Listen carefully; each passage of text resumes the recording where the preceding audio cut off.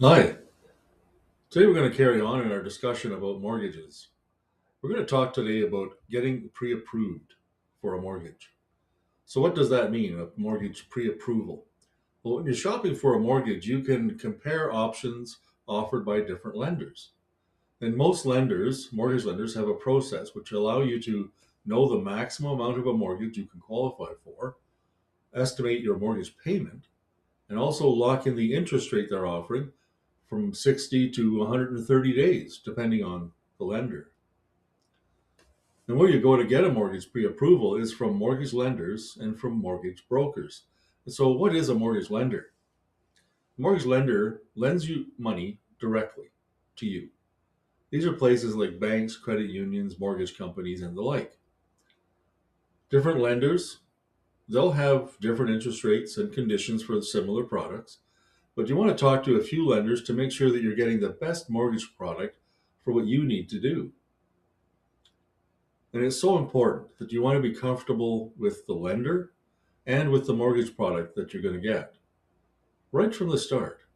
Because if you have to switch lenders in the middle of your term, you may have to pay a prepayment penalty. So let's make sure you understand the terms and conditions of your mortgage contract and that you're comfortable with the lender.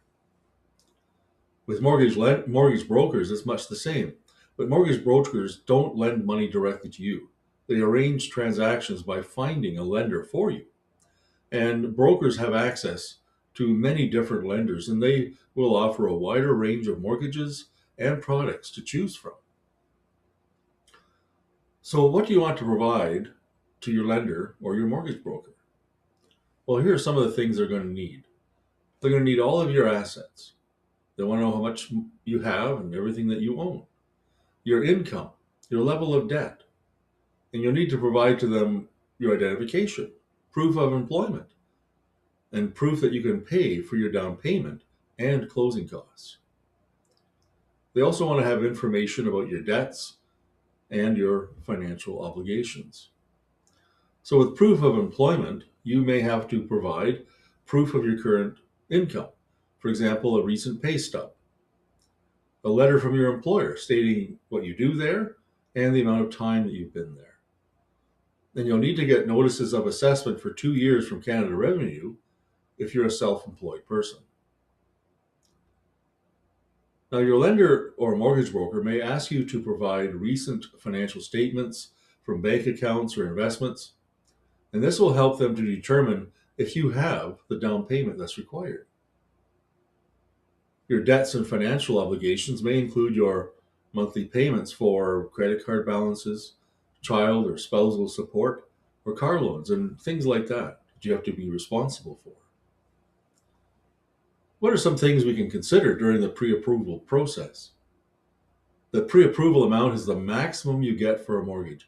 It doesn't guarantee that you'll get a mortgage for that amount. The approved mortgage will depend on the value of the property you're buying and the amount of your down payment. And remember, after all of this, you will still need money for closing costs, for moving costs, and any maintenance costs that you will incur. So, what are some of the questions that you want to ask your lender or broker when you're getting a pre-approval? I want to ask them how long they guarantee the pre-approval rate. If you will automatically get the lowest rate if interest rates go down while you're being pre-approved. You want to ask if the pre-approval period can be extended. These are just a few of the things that you want to ask your lender or your broker, and you want to be able to ask them anything and make sure you're comfortable with who they are and the product that they're going to give you. Well, this has been Glenn Tompkins with Sutton Group Select Realty. You have a good day.